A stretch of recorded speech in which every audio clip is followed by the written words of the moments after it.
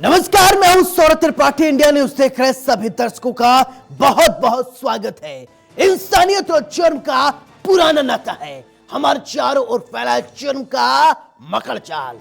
ऐसे में कौन का हो जाए शातिर का शिकार और किसके लिए जारी हो जाए मौत का फरमान। इतना नहीं, मिटा दिए जाते हैं जुर्म के सारे सबूत।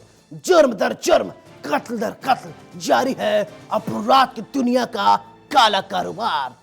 लेकिन हम आपको सच दिखाएंगे, क्योंकि कहीं होता है रेप तो कहीं होती है लूट सरेआम। हो सकता है आपके शहर में वो अपराधी बेखौफ घूम रहा हो, इसलिए आपको सावधान करने के लिए हम लेकर आए हैं हर जुर्म की पूरी दास्तान। आपको दिखाएंगे अपराधी का चेहरा खूंखार, जिसने मचा रखा है हाहाकार।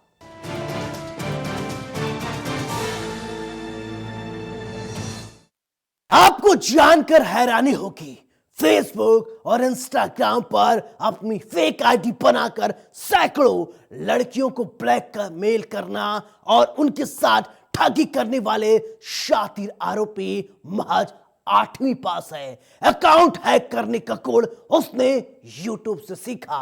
साइबर क्राइम करने वाला यह शातिर अपराधी पहले तो अपना फेक अकाउंट बनाता था और उसके बाद उसका लिंक लड़कियों को भेजता था। इसी तरीके से वो करीब 400 लड़कियों को अपना शिकार बनाया। ब्लैकमेलिंग, जालसाजी, फरेब का गंदा खेल। देखिए इस वारदात के बाद लखनऊ में कैसे मचा हाहाकार।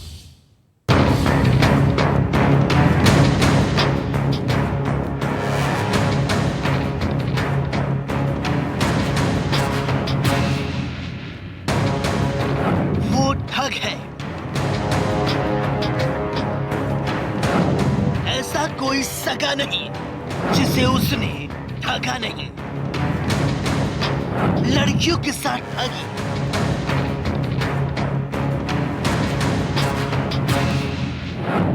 चार से लड़कियों को बनाया शिकार। ब्लैकमेलिंग, जालसाजी, फरेब का गंदा खेल। सोशल नेटवर्किंग से सावधान। वारदात के बाद मचा हाहाकार।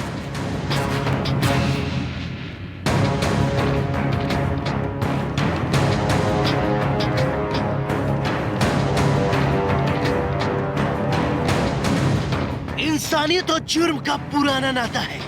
कब, कहां और कैसे किसी के दिमाग में शातिराना हरकत जन्म ले ले, कोई नहीं जानता। आपके टीवी स्क्रीन पर दिख रही तस्वीर राजधानी लखनऊ की है। आपको जानकर हैरानी होगी, फेसबुक और इंस्टाग्राम पर अपनी फेक आईडी बनाकर सैकड़ों लड़कियों को ब्लैकमेल कर उनसे ठगी करने वाला शातिर आरोपी महज 8वीं पास है। अकाउंट हैक करने का गुण उसने यूट्यूब से सीखा। साइबर क्राइम करने वाला ये शातिर अपराधी पहले तो अपना फेक अकाउंट बनाता था और उसके बाद उस लिंक से लड़कियों के अकाउंट को हैक कर उस पर भेजता था, जिसके बाद लड़कियों की पर्सनल फोटोग्राफ्स चोरी कर उन्हें सोशल मीडिया पर डालने की धमकी देता था।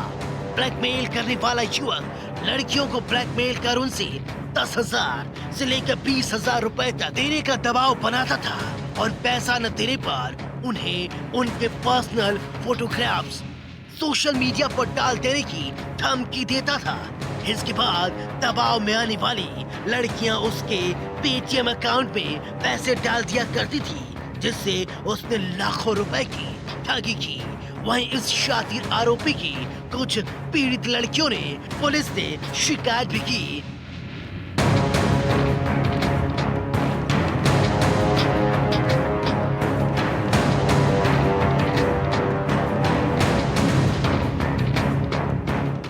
जिसके बाद पीजीआई पुलिस समेत साइबर क्राइम ने इस पूरे मामले की पड़ताल शुरू कर दी और जल्द ही ये शातिर पुलिस के गिरफ्त में आ गया। यूट्यूब और इंस्टाग्राम की फेक आईडी बनाकर लड़कियों के साथ ठगी करने वाला शातिर अपराधी पुलिस की गिरफ्त में आ गया है। आपको बता दें कि ये लगातार सैकड़ों की तादाद में लड़कियों से चैटिंग कर उनके पर्सनल डाटा को हैक करता था। इसने लगभग 10 से भी ज़्यादा अपनी फेक आईडी बना रखी थी, जिसके ज़रिए से वो लड़कियों से रात में बात करता था।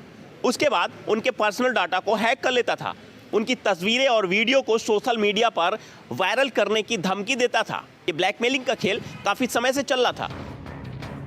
डीसीपी क्राइम पीके तिवारी ने बताया कि शातिर जालसाज विनीत मिश्रा के लैपटॉप से 10,000 लड़कियों का डाटा मिला है, जिनकी पर्सनल अश्लील फोटो उसने अपने पास सेव कर रखी है।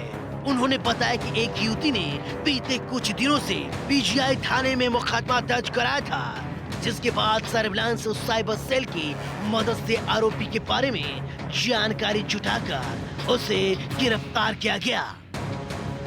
विनीत लड़कियों से सिर्फ चैटिंग के माध्यम से ही बात करता था। जालसाज विनीत मूल रूप से शाहजहांपुर मस्जिदगंज चौक का रहने वाला है। वो लड़की बनकर लड़कियों को और महिलाओं को इंटरनेट मीडिया यानी फेसबुक, इंस्टाग्राम पर फ्रेंड रिक्वेस्ट भेजकर दोस्ती करता था। इसके बाद उनसे बातचीत करने का सिलसिला शुरू करता था।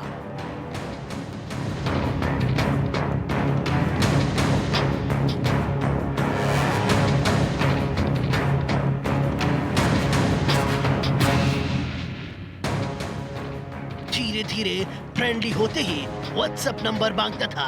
इसके बाद उन्हें एक लिंक भेजता था। जैसे ही युवतियां और महिलाएं उस लिंक को खोलती तो उनकी आईडी का एक्सेस शातिर विनीत के पास पहुंच जाता। इस तरह से आरोपी उनकी आईडी हैक कर लेता। एक विनीत मिश्रा नाम का अभियुक्त थाना पीजीआई पुलिस हमारे साइबर टीम के द्वारा गिरफ्तार किया गया है, जिसके संबंध में दिनांक 26/1/2021 को पीड़िता द्वारा थाना पीजीआई पर मुकदमा लिखाया गया था। मुकदमा लिखाने के तुरंत बाद हमारी सारी टीम साइबर की थाने की सक्रिय हुई और इसको साइबर क्राइम के तहत मुकदमा जो दर्ज था उसके तहत इसकी अरेस्टिंग की गई है। देखिए, मैं ये चाहूँगा कि इस दौरान साइबर क्राइम काफ़ी तेज़ी से बढ़ा है। लॉकडाउन के दौरान जब से चला था 2020 में, इधर काफ़ी वृद्धि देखने को मिली है। इस मामले को देखते हुए डीसीपी साइबर क्राइम पीके तिवारी ने बताया कि लोगों के शिकायत के बाद से साइबर क्राइम काफी बढ़ी है। ऐसे में लोगों को खास सावधानी बरतने की जरूरत है। और जनता से हमारी अपील है आपके चैनल के माध्यम से, समाचार पत्रों के माध्यम से, कि कोई भी किसी भी प्रकार का लिंक अगर आपके मोबाइल पर आता है जिसको आप नहीं जानते हैं, आपको विश्वास नहीं है, तो आप उसको कदापि टच न करें।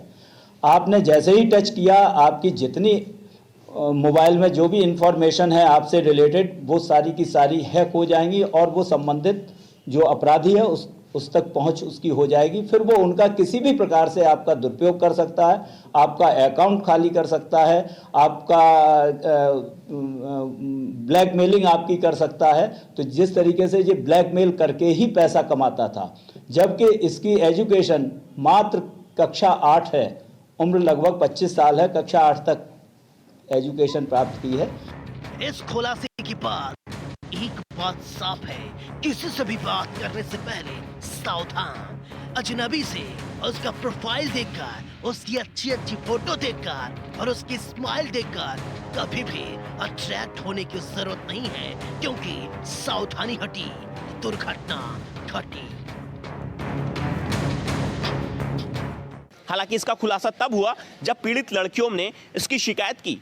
पीजीआई थाने में पीड़ित लड़कियों की शिकायत के बाद पूरे मामले की तहकीकात शुरू हुई, जिसके बाद क्राइम ब्रांच और जो साइबर और क्राइम ब्रांच की लगातार टीमें लगाई गईं, जिसके बाद ये शातिर अपराधी पुलिस की गिरफ्त में आया। हैरान कर देने वाली बात तो ये निकली कि ये शातिर अपराधी 8वीं भी नहीं पास था। सिर्फ यूट्यूब के जरिए से इसने हैकिंग के सारे तरीके सीखे थे, जिसके माध्यम से वो लड़कियों को चैट के जरिए से उनको ब्लैकमेल करता था और उनसे पेटीएम के जरिए से लाखों की ठगी की। हालांकि अब ये शातिर अपराधी पुलिस की गिरफ्त में आ चुका है। लखनऊ से इंडिया न्यूज के लिए जय शुक्ला। बिजनौर में जहां सपा नेताओं द्वारा बिना अनुमति के किसान ट्रैक्टर रैली निकालने के मामले में बिजनौर पुलिस ने जिला अध्यक्ष सपा के राशिद हुसैन, बिजनौर नगर पालिका चेयरमैन पति शमशाद अंसारी समेत 10 नामजद और 200 अज्ञात लोगों के खिलाफ संगीन धाराओं में मामला दर्ज कर लिया है। बिजनौर और नगीना थाना पुलिस ने रात भर के सपा नेताओं के ठिकानों पर छापे मारी। देखिए इसके बाद कैसे मचा बिजनौर में हाहाकार।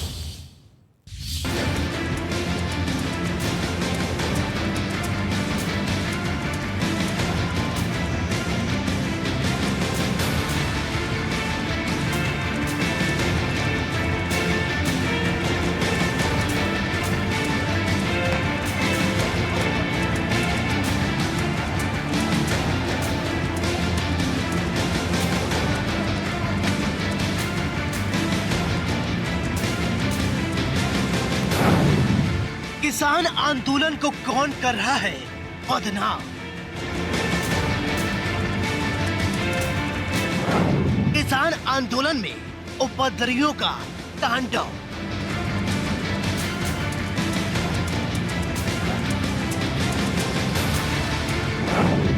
किसान को बदनाम करने की गंदी साजिश।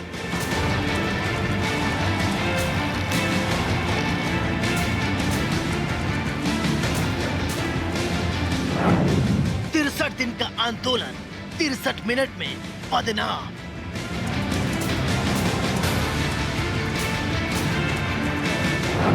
बिना अनुमति के ट्रैक्टर रैली।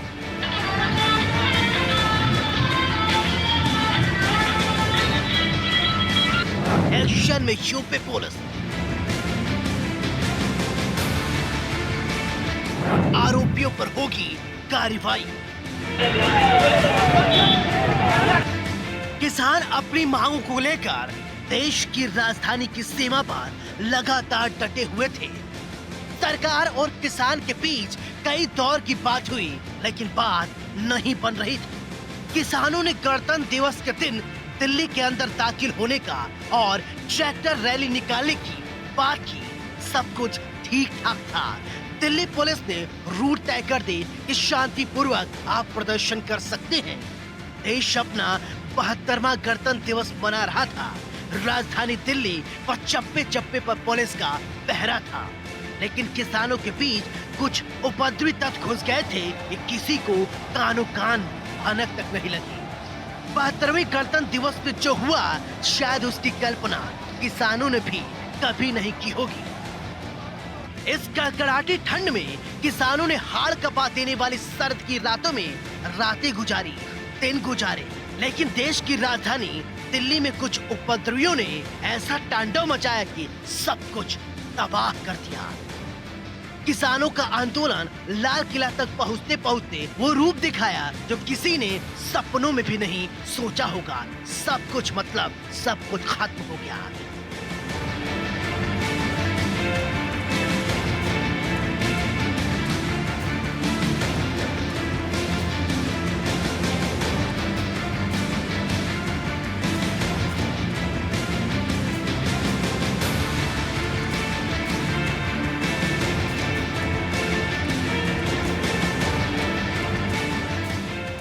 अब बात करते हैं बिजनौर की, जहां सपा नेता द्वारा बिना अनुमति के किसान ट्रैक्टर रैली निकालने के मामले में बिजनौर पुलिस ने सपा जिला अध्यक्ष राशिद हुसैन, बिजनौर नगर पालिका चेयरमैन पति शमशाद अंसारी सहित 10 नामजद और 200 अज्ञात लोगों के खिलाफ संगीन धाराओं में मामला दर्ज किया है। बिजनौर और नगीना थाना पुलिस ने रात भर की सपा नेताओं के ठिकानों पर छापेमारी की। 4 सपा नेताओं को पुलिस ने गिरफ्तार किया। पुलिस के इस कार्रवाई से सपा नेताओं में हड़कंप है। सपा के बड़े नेता भूमिगत हो गए हैं। सपा मुखिया अखिलेश यादव के आदेश पर प्रदेश के तमाम जिलों में सपा किसान ट्रैक्टर रैली निकालने गई थी, तो वहीं बिजनौर जिले में भी सपा नेताओं ने किसान ट्रैक्टर मार्च निकाला था, जिसमें जिले में कई नगरों में ट्रैक्टर मार्च निकाला गया था। बिजनौर जिला मुख्यालय पर किसान ट्रैक्टर रैली की कमान खुद सपा के जिला अध्यक्ष राशिद हुसैन ने संभाली थी। बिना अनुमति ट्रैक्टर रैली निकालने का विरोध जब पुलिस ने किया तो सपा नेताओं ने पुलिस कर्मियों के साथ धक्का मुक्की की और जमकर बदसलूकी की और पुलिस के कार्य में बाधा डाली। पुलिस ने सपा नेता राशिद हुसैन, नगर पालिका अध्यक्ष शमशाद सहित 10 नामजदों और 200 अज्ञात सपा नेताओं के खिलाफ कानूनी कार्रवाई में बाधा डालने, कोविड-19 के नियमों का धज्जियां उड़ाने और बिना अनुमति रैली निकालने सहित कई संगीन धाराओं में मुकदमा दर्ज किया है। वहीं नगीना थाने में 4 सपा नेताओं के खिलाफ मुकदमा दर्ज किया गया है। नगीना के सभी 4 सपा नेताओं की गिरफ्तारी कर ली गई है। देर रात बिजनौर पुलिस ने सपा जिला अध्यक्ष राशिद हुसैन, शमशाद अंसारी, अखलाक पप्पू, जावेद राइन सहित बड़े नेताओं के ठिकानों पर छापेमारी की, लेकिन सभी नेता नदारद मिले।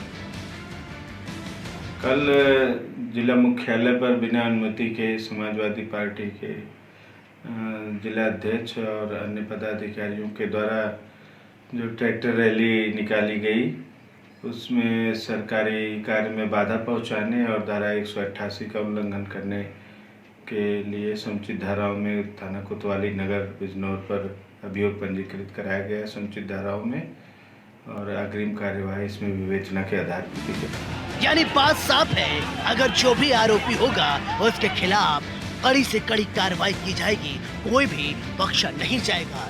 इंडिया न्यूज के लिए बिजनौर से राजवीर चौधरी की रिपोर्ट। कानपुर के कल्याणपुर में सैकड़ों लोगों को धर्म परिवर्तन कराया जा रहा था, जिसकी सूचना मिलते ही हाहाकार मच गया। बजरंग दल और स्थानीय लोगों ने मौके पर पहुंचे और जमकर हंगामा किया। वारदात की जानकारी पुलिस को दी गई। मौके पर पुलिस ने 2 लोगों को गिरफ्तार कर पूछताछ शुरू कर दी। देखिए किस तरीके से कराया जा रहा था धर्म परिवर्तन, कैसे मचा कानपुर में हाहाकार।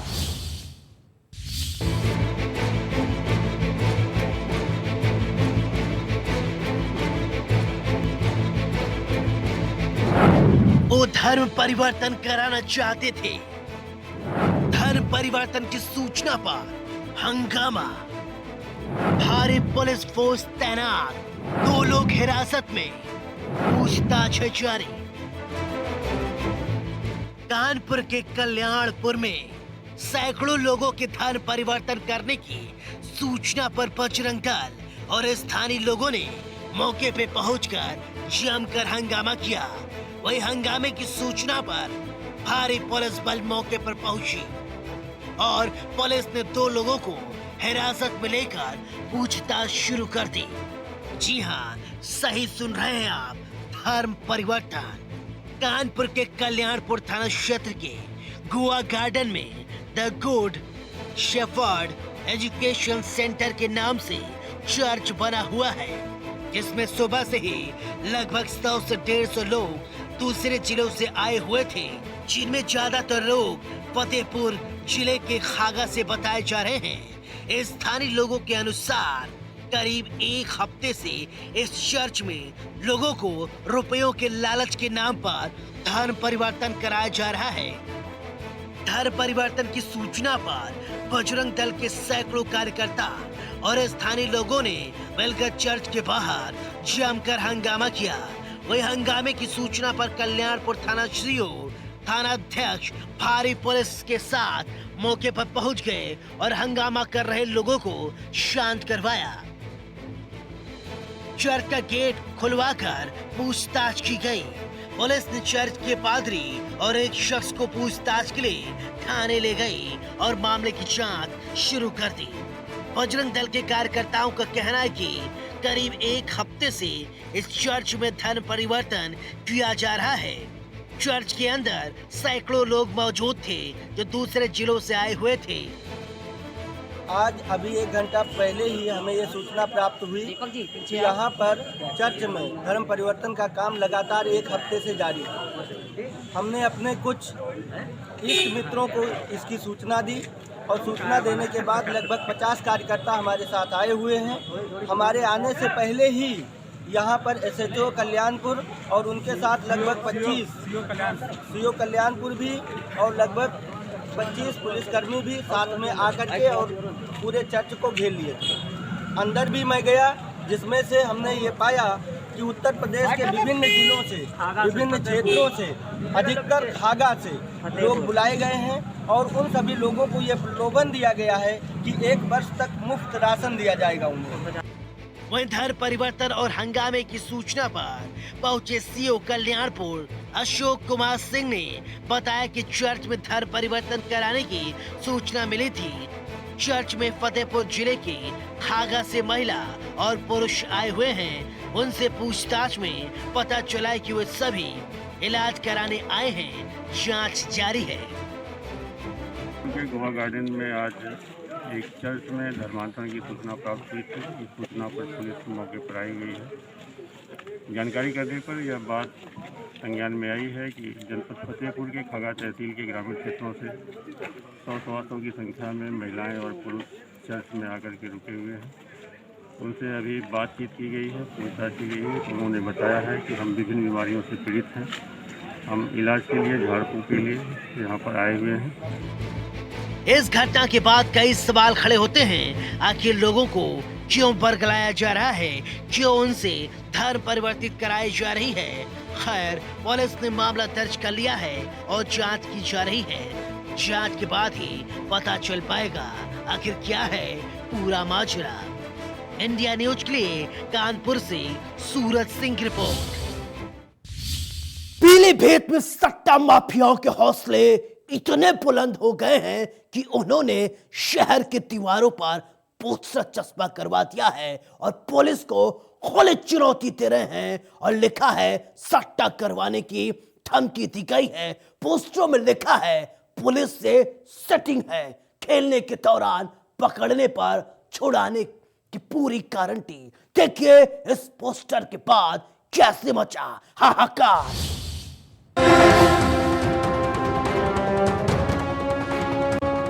पीलीभीत में सट्टा माफियाओं के हौसले इतने बुलंद हो गए हैं कि उन्होंने शहर के दीवारों पर पोस्टर लगवाकर पुलिस को खुली चुनौती देते हुए सट्टा करवाने की मारो धमकी दी हो।